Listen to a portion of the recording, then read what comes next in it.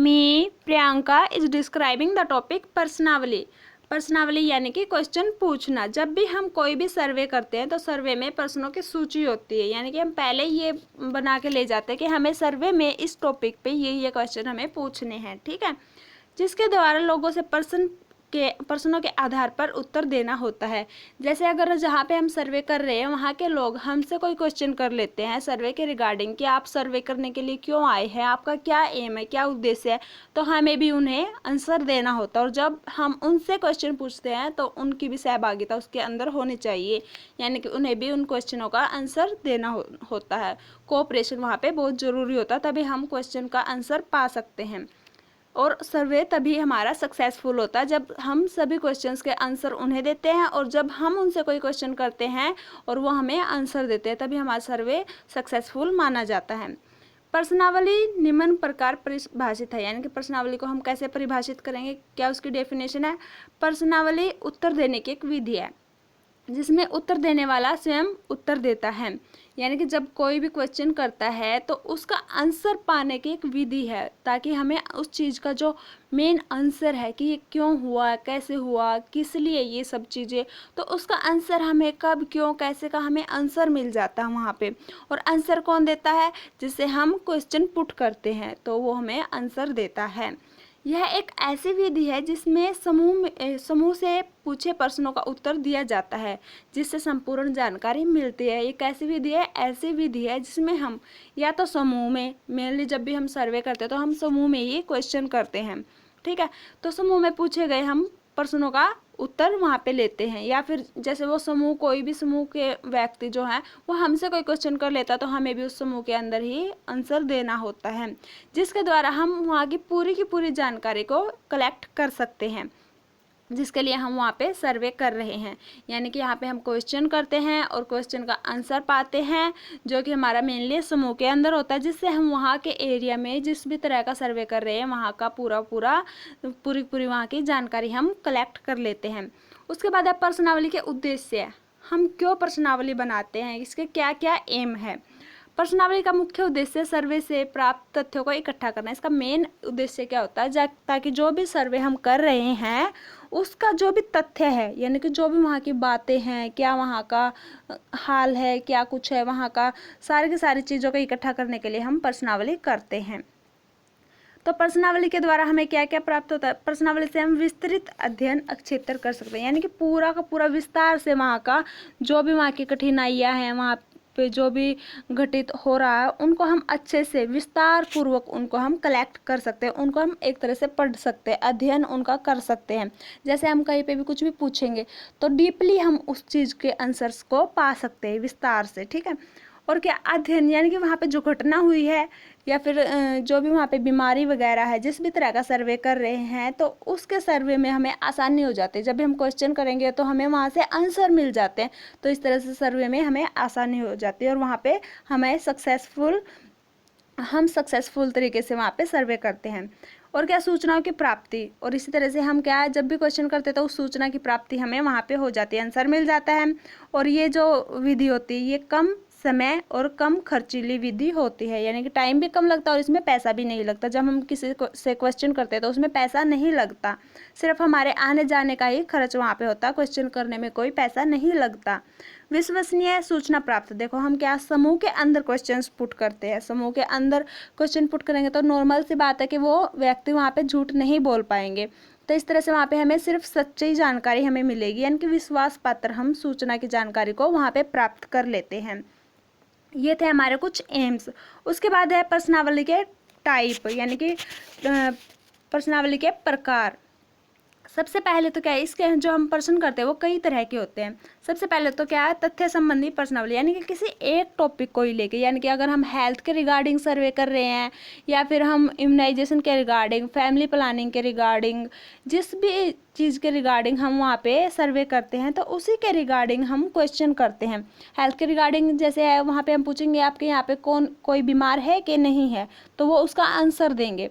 या फिर हम जैसे इम्यूनाइजेशन के लिए पूछेंगे कि आपके यहाँ पे कोई इम्यूनाइजेशन वाला बच्चा है, 1 से 5 साल तक का बच्चा है, और अगर है तो उसका आपने सारा का सारा इम्यूनाइजेशन शेड्यूल उसका करवाया है कि नहीं, उसकी रिपोर्ट चेक करते हैं, प्रेग्नेंट वुमेन्स की रिपोर्ट देखते हैं, ठीक है।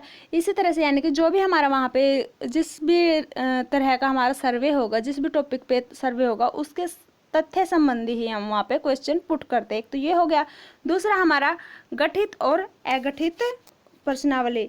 इसके अंदर हम कुछ बनाए हुए क्वेश्चन लिखते हैं। जैसे कोई भी सर्वे है, हम उसमें पहले से ही क्वेश्चनों की एक सूची बना लेते हैं कि हमें ये क्वेश्चन हमें वहाँ पे पूछने और इन क्वेश्चंस के हमें आंसर लेने हैं।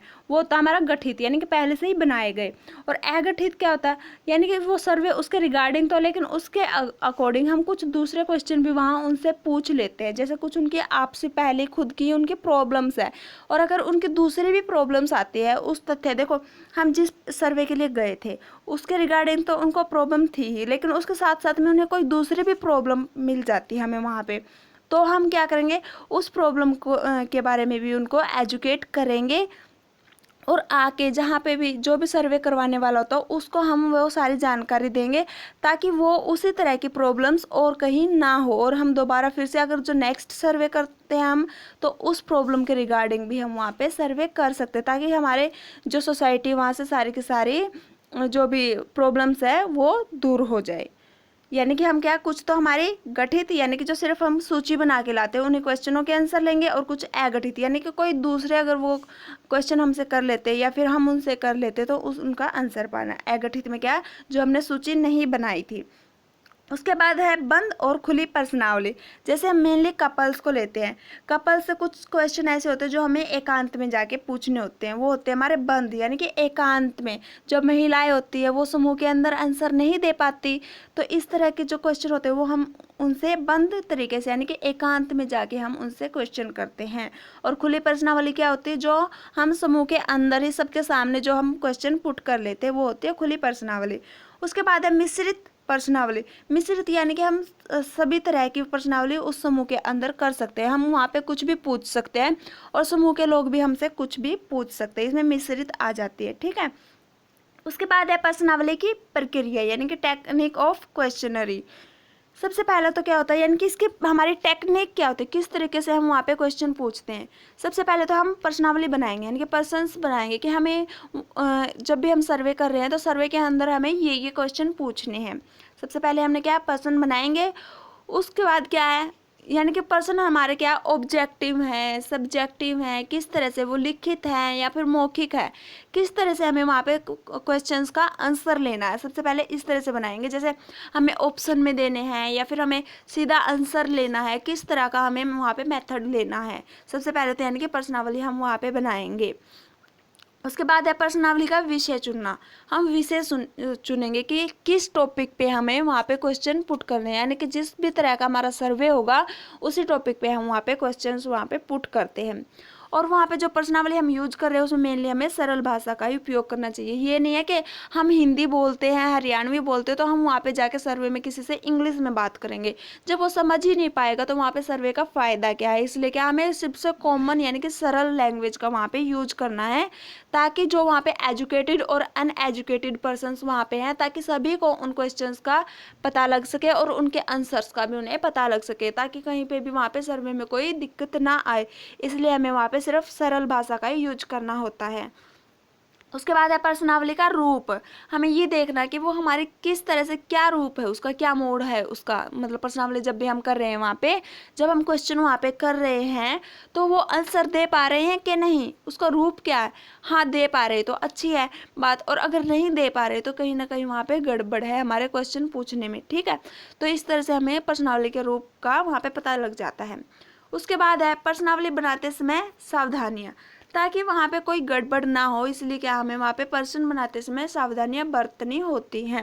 हमें उनसे कोई भी उटपटा क्वेश्चन नहीं करना है, कि ताकि वो क्वेश्चन को सुन के वहाँ पे ये सोचे कि ये तो पता नहीं कैसे क्वेश्चन कर रहे हैं, हम ऐसे जवाब क्यों दे।